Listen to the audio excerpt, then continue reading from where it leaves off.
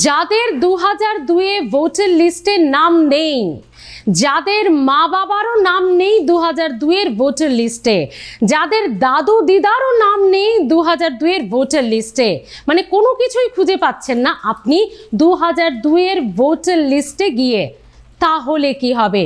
তাদের জন্য কি হবে? তার মানে কি তারা ভোটাধিকার হারালেন? তারা ভারতবর্ষের, আমাদের পশ্চিমবঙ্গের ভোটারই নন? তাহলে তাদের ঠিকানা কি হবে বা তাদের সঙ্গে এরপর কি হবে? কিচ্ছু হবে না। আপনার কাছে অবশ্যই এর পরেও নির্বাচন কমিশন বলছে হ্যাঁ, এর পরেও অপশন আছে। সেটা কি অপশন? যেহেতু 4 তারিখ থেকে শুরু হচ্ছে এনুমারেশনের ফর্ম ফিল আপ, বিএলওদের বাড়ি বাড়ি ভিজিটিংয়ের কাজ, তাই সেই কাজটি শেষ হওয়ার পর, মানে সেটি চলবে 1 মাস। ভালো করে শুনুন বন্ধুরা, 4 নভেম্বর থেকে 4 ডিসেম্বর, এই 1 মাস সময়কাল পর্যন্ত, এই 1 মাস জুড়ে বিএলওদের কাজ শেষ হয়ে যাওয়ার পরই শুরু হবে যে সমস্ত লিটিগেশন কেস রয়েছে, মানে যাদের এই 11টা নথির অনেক কিছু নেই, তার আগে যাদের 2002-এর ভোটার লিস্টে মা বাবা বা বাড়ির বা গার্জিয়ানের বা আপনার কারোর নাম নেই, ওটাই তো আমাদের ভ্যালিড একটা ডকুমেন্ট। সেটার মধ্যে কারোর যখন নাম নেই, তাদের জন্য বা বিভিন্ন রকম লিটিগেশন, মানে ধরুন বিয়ে হয়েছে আপনার এক জেলাতে এবং আপনার বাপের বাড়ি আরেক জেলার বা আরেক বিধানসভার, আপনি ভোটার কার্ড পরিবর্তন করে নিয়েছেন এবং আপনি হয়তো মাধ্যমিকও পাশ করেননি বা ততদূরও কোনো কারণে পড়াশোনা করেননি, অর্থাৎ মা বাবার দেওয়া কোনো রকম পরিচয়পত্র, মানে তাদের নামের সঙ্গে সম্পর্কিত কোনো পরিচয়পত্র, মানে বার্থ সার্টিফিকেট বা বিভিন্ন রকম যে আমাদের মাধ্যমিকের ডকুমেন্টসগুলো হয়, তাও নেই, যেহেতু আপনি পড়াশোনা করেননি ততদূর, তাহলে তারপর 2002-এও আপনার মা বাবার নাম আপনি পাচ্ছেন না। কি হবে? বিয়ের পর সব তো পরিবর্তন করে চলে এসেছেন, বা অনেকের রেজিস্ট্রি ম্যারেজও হয়তো এই মুহূর্তে হয়ে ওঠেনি, তারা কি করবেন? এই যত লিটিগেশনের বিষয় থাকবে 4 নভেম্বর থেকে 4 ডিসেম্বর, যারা এই ফর্ম ফিল আপ করতে পারবেন, 11টা নথির বেশ কিছু নথি দিতে পারবেন, তাদের তো সম্পূর্ণ হয়েই গেল। আর যারা সেগুলোর কিছুই করতে পারলেন না, 2002-এ কারোর নাম নেই, তারা কি করবেন?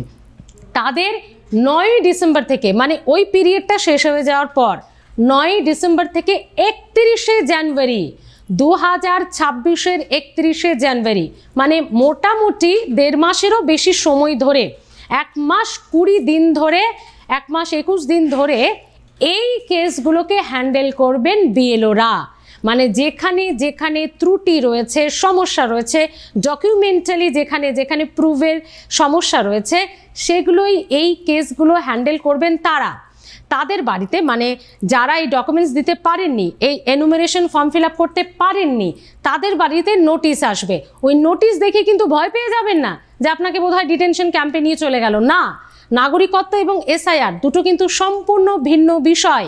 এসআইআর আপনার নাগরিকত্ব প্রমাণ করছে না, এসআইআর কিন্তু আপনার ভোটাধিকার আপনি কিনা রয়েছে কিনা, আপনি ভোটার কিনা সেটা প্রমাণ করছে। তাই এনআরসির সঙ্গে এসআইআর এর একেবারে গুলিয়ে ফেলবেন না যে আপনার কাছে এই ডকুমেন্টসগুলো নেই, মানেই ওই হাজার হাজার ক্যাম্প জুড়ে, হাজার হাজার একর জমিতে যে ডিটেনশন ক্যাম্প হচ্ছে, এইসব শুনে টুনে আপনি একেবারে ভীত সন্ত্রস্ত হয়ে শরীর খারাপ করে ফেললেন। এসআইআর এর সঙ্গে ডিটেনশন ক্যাম্পের কোনো যোগাযোগ আপাতত আজকের ডেট পর্যন্ত নেই। পরবর্তীকালে কোনো আপডেট হলে নিশ্চয়ই আপনারা জানতে পারবেন, সেটা একেবারে এনআরসি, সেটা নিয়ে এখনও কোনো যোগাযোগ এসআইআর এর সঙ্গে নেই। অযথা আতঙ্কিত হবেন না বা রাজনৈতিক নেতাদের মাধ্যমে পরিচালিত হবেন না। তো বিষয় যেটা কি, কমিশন কি বলছে যে এই ভোটাধিকার আপনার আছে কি না সেটা প্রুফ করার জন্য, বা ডকুমেন্টালি সমস্যা থাকলে 4 ডিসেম্বরে যখন এই পিরিয়ডটা শেষ হয়ে যাচ্ছে, 9 ডিসেম্বর থেকে 31শে জানুয়ারি ওই লিটিগেশন কেসগুলো হ্যান্ডেল করা হবে এবং সেটা চেষ্টা করা হবে সহযোগিতা করে যতটা সম্ভব যুক্তিগ্রাহ্য বিষয়কে সামনে রেখেই মিটিয়ে দেওয়া যায়। মানে সত্যানুসত্য অনুসন্ধান করেই বিএলওরা কিন্তু পুরো বিষয়টি দেখবেন। আপনার বাড়িতে নোটিশ আসবে, আপনি ভয় পেয়ে যাবেন না। সেই নোটিশে উল্লেখ থাকবে কোন সরকারি দফতরে কবে কখন আপনাকে বিএলও অফিসারের সঙ্গে, বিএলও স্যারের সঙ্গে দেখা করতে যেতে হবে। সেই বুথ লেভেল অফিসার কিন্তু পুরো বিষয়টি পরিচালনা করে আপনাকে সেই পর্যন্ত, সেই সঠিক জায়গা পর্যন্ত পরিচালনা করবেন। নোটিশ এলেই কিন্তু ভয় পেয়ে যাবেন না, বারবার বলছি। তিন ধাপে শুনানি হবে বা তিন ধাপে সেই পর্যায়ে চলবে। আপনি ধরুন আপনার কাছে কিছু ডকুমেন্টস সরকারি আধিকারিকরা বা বিএলও স্যাররা চাইলেন, আপনি পারলেন না, সেই নোটিশ পেয়ে শুনানিতে গিয়ে পরবর্তী আরেকটা ডেট দেওয়া হবে আপনাকে যে এই ডকুমেন্টসগুলো তাহলে জোগাড় করে আনুন, এই নথিগুলোর কি সাবমিশন রয়েছে সেগুলো আমাদের কাছে প্রুফ করুন। এই সমস্ত ধাপ কিন্তু তিন ধাপে চলবে। অতএব এই 2002-এ আপনার বা আপনার মা বাবার বা আপনার গার্জিয়ানের কারোর নাম নেই, সেটা দেখেই আপনি একেবারে ভারত থেকে আপনাকে বের করে দেওয়া হবে বা পশ্চিমবঙ্গ থেকে আপনাকে বের করে দেওয়া হবে, এটা কিন্তু নয়। মানে তারপরেও 3 বার সুযোগ আপনি পাবেন, 3 ধাপে আপনাকে ডকুমেন্টস সাবমিট করার সুযোগ দেওয়া হবে। এবার আসুন, অনেকে ইতিমধ্যেই লিখেছেন দুটোর আগের ভিডিওতে যে পুরনো ওয়েবসাইটে আপনারা দেখতে পাচ্ছেন না, হ্যাঁ .nic.in সেই ওয়েবসাইটটি ফ্রিজ করা হয়েছে। মানে এত বেশি চাপ পড়েছিল যে দুদিনের মধ্যেই সেটি কোলাপস করে যায় এবং সেটিকে ইতিমধ্যে ফ্রিজ করা হয়েছে। এবং তারই পাশাপাশি আরও একটি বিকল্প পথ, বিকল্প রাস্তা কিন্তু নির্বাচন কমিশন আমাদের কাছে খুলে দিয়েছে। আমি এখানে আপনাদেরকে সেটাই একদম দেখুন, আমি সিলেক্ট করে রেখেছি, আপনাদের বুঝতে অসুবিধা হচ্ছে না। গুগলের একদম উপরে গিয়ে, গুগল সার্চ ইঞ্জিন আপনারা সবাই জানেন, একদম ওপরে গিয়ে ঠিক এই জায়গাটায় যে সার্চের জায়গাটা আছে সেখানে গিয়ে এটি দিয়ে সার্চ করুন। এটা নিয়ে ভিডিও আমাদের আগেও হয়েছে, আরও একবার আপনাদের সুবিধার্থে বলে দিচ্ছি। দেখুন এখানে রয়েছে স্মল লেটারে ছোট হাতের লেখা, যেটা আমরা বলি HTTPS। আপনারা ক্লোজে নিশ্চয়ই খুব ভালোভাবে বুঝতে পাচ্ছেন, আশা করি অসুবিধা হওয়ার কারণ নেই। HTTPS দুটো স্ল্যাশ দেবেন, তার আগে দুটো ডট দেবেন, স্ল্যাশ দেবেন ceo.wb.gov.in।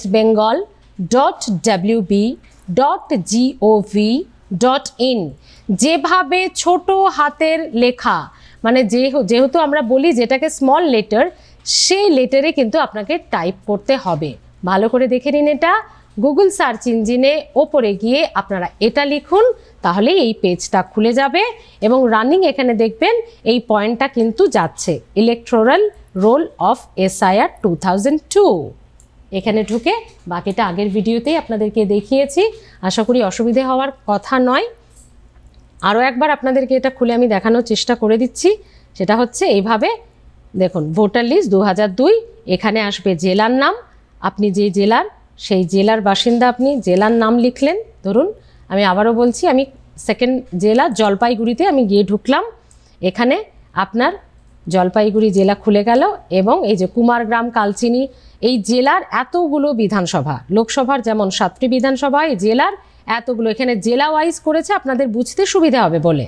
সেই কারণেই জেলার বাসিন্দাদের যাতে বুঝতে সুবিধা হয়, আপনাদের আন্ডারে রয়েছে, আপনাদের জেলার আন্ডারে রয়েছে এতগুলো বিধানসভা। ধরুন আমি কুমারগ্রামে ঢুকলাম, এখানে আমার বুথের নাম, ভালো করে দেখুন, বুথের নাম, ফাইনাল রোলে ঢুকলাম, এখানে যে ক্যাপচার সেটা লিখলাম, তারপরে কিন্তু সেই তালিকা প্রকাশ হয়ে যাবে। একটা ভিডিওতে খুব সুন্দর করে আমি বুঝিয়ে দিয়েছি, আর প্লাস নিউজের ইউটিউব চ্যানেলে, আপনারা গিয়ে বুঝতে অসুবিধা হলে আরেকবার দেখে নিতে পারেন। তাহলে বন্ধুরা কোনো চিন্তা নেই, 2002-এও যাদের বা যাদের মা বাবার, যাদের পরিবার গার্জিয়ানের নাম নেই, তাদের কাছে আরও 3টে অপশন, 3টে সুযোগ থাকছে। তাই অযথা আতঙ্কিত হবেন না, ধীরে ধীরে ডকুমেন্টসগুলো একদম এক কাট্টা করে রাখার চেষ্টা করুন এবং অবশ্যই সেটা যখন বিএলও স্যার আসবেন আপনার বাড়িতে, তিনি সম্পূর্ণ সহযোগিতা করবেন আপনাদের। ভালো থাকুন, অযথা আতঙ্ক নয়। দেখতে থাকুন আর প্লাস নিউজ, সবার আগে সবার পাশে।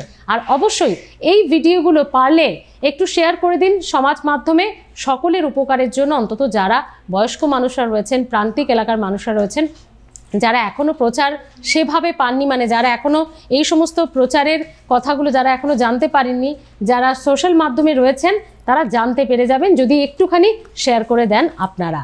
আর অবশ্যই আর প্লাস নিউজ সাবস্ক্রাইব করে রাখতে ভুলবেন না, আমাদের ফেসবুক পেজও ফলো করে নিন এই সমস্ত প্রত্যেক মুহূর্তের SIR সম্পর্কিত আপডেট জেনে যাওয়ার জন্য। ভালো থাকুন।